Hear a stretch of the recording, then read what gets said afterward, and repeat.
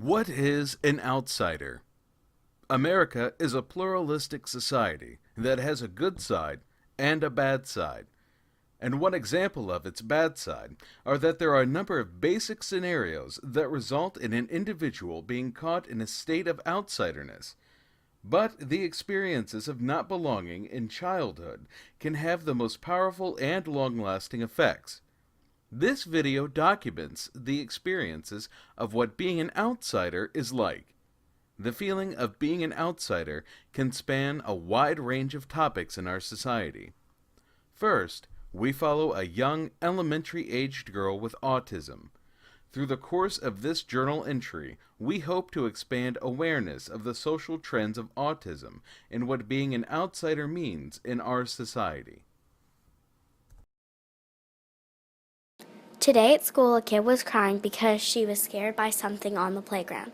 I don't understand why she would cry at all. There are times I feel funny, like tears want to come out of my eyes, but I don't know how to let them out, and instead I yell. Like one time at school when another kid made fun of my voice by saying I talked like a robot, and that I was boring to listen to. I was trying to talk about many things that interest me, but she walked away and said it was rude that I wouldn't look her in the eyes. I think I almost cried, but I'm not sure.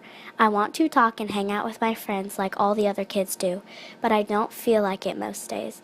I do not like it when I have a substitute teacher. I do not like it and they don't understand me like my teacher does. One time a substitute teacher got mad at me because I wouldn't look her in the eyes and she didn't think I was listening to her at all. She sent me to the principal and my mom had to come pick me up because I wouldn't calm down. I told my mom I didn't want to go back to school until my teacher was back. I'm not looking forward to next year. It is really hard for me to get used to a new teacher. I have a really hard time the first month of school. New teacher and new kids in my class, and it's hard. I really hope Grace is in my class next year. I wish my teacher could teach me next year too. This exploration was adapted from the work of Dr. Barbara Dennis at Indiana University, who conducts qualitative educational research on the complexities of diversity. The point is to present the experiences, structures, and moves of an outsider. Next is an interview with the parent of a 10-year-old boy with autism. The child has been able to tell his mother that he senses he's different just by being in a certain class. It shows a first-hand idea of how the student thinks he is viewed by his peers, and if he has come into contact with anyone who has discriminated against him due to his autism. So, did Garrett ask you and your husband Corey if he was autistic, or do you think that that was something that he kind of figured out on his own? As he's gotten older and matured to the age he's at now, approaching middle school, I think he's always known. I think it started in kindergarten that he was self-aware that he was different with how he interacted with his peers and how they responded to him. And also, I want to say that he's always been aware that he's different, from his peers. He's always been very self-aware, but I don't think he knew what it was exactly. And more recently, coming home from jiu-jitsu this year, then he asked me about it in the car, about why he's in the special day class that he's in. And I told him, well, it's because you have autism. And I said, like Chase, your cousin, who also has autism is different for everyone. And kids in your class, they have autism or they have ADHD. And I explained to him what that meant. And I said, and it doesn't mean that you're not smart. It just means that your brain processes information differently from what they would say the typical kid's development.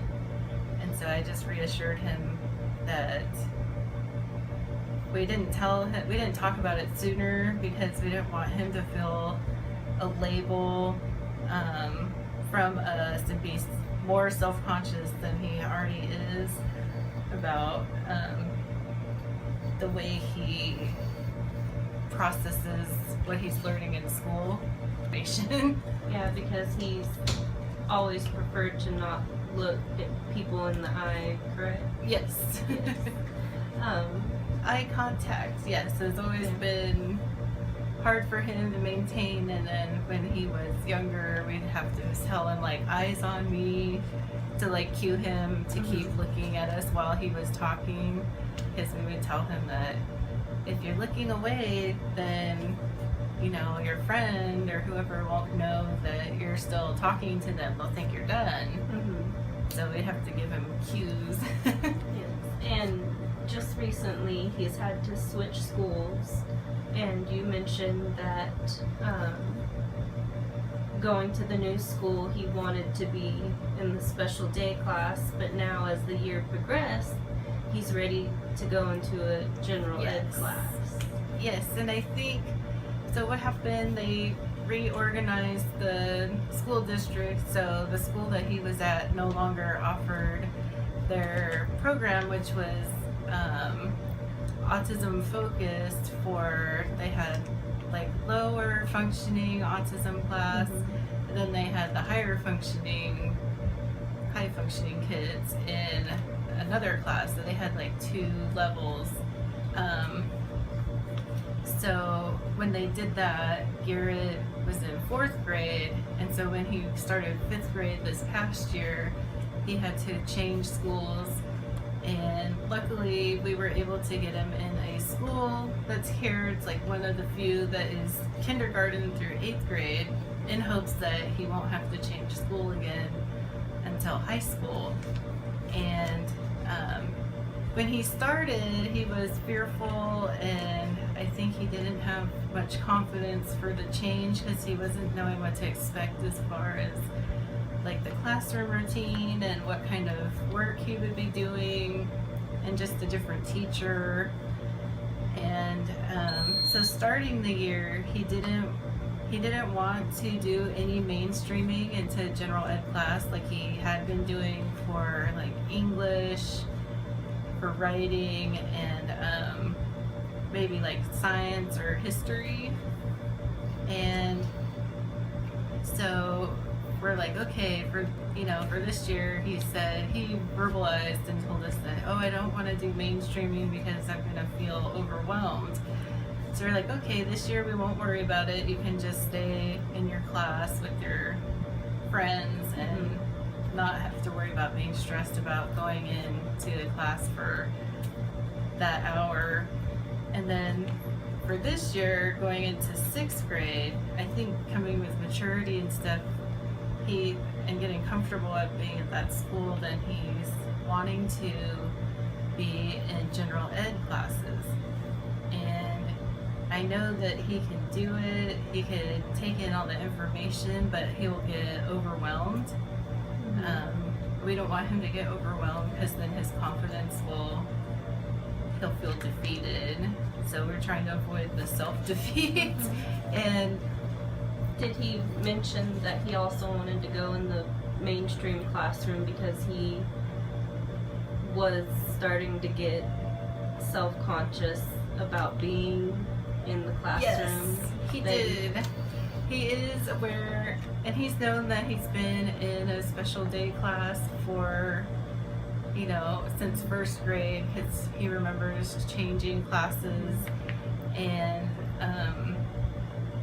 this year, now going into middle school, he's really wanting to be in general ed classes and just be with everybody else, as he says. And he did chorus this past year, and that really was a great experience for him because that really built his confidence also within school. And he has also started jiu-jitsu, which that was very challenging for him at first because initially he's a perfectionist too. So he can't just see a move and do it. He wants to do it exactly how they're doing it. And he's very exact about things. And so that was what was hard for him in jiu-jitsu. And then as far as peers in the class, everybody's really been nice to and supportive.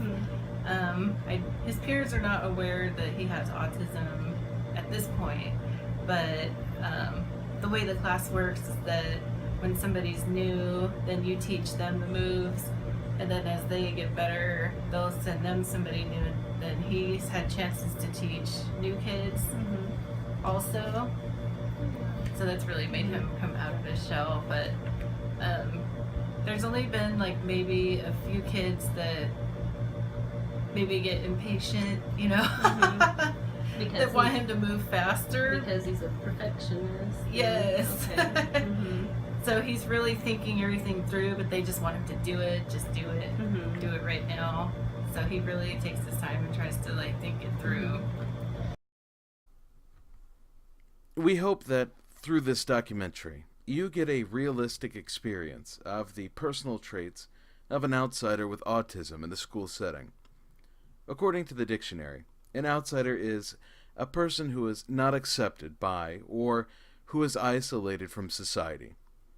Unfortunately, a young elementary-age student with autism may feel like an outsider when it comes to fitting in with his or her classmates. A child with autism may appear socially awkward and have a harder time making friends. As teachers, we need to be aware of this, and we need to educate our students on autism and the symptoms related to autism. We don't want our students to be afraid or to leave out students with autism. Education and awareness among teachers and students is key. Remember, in one way or another, we are all outsiders.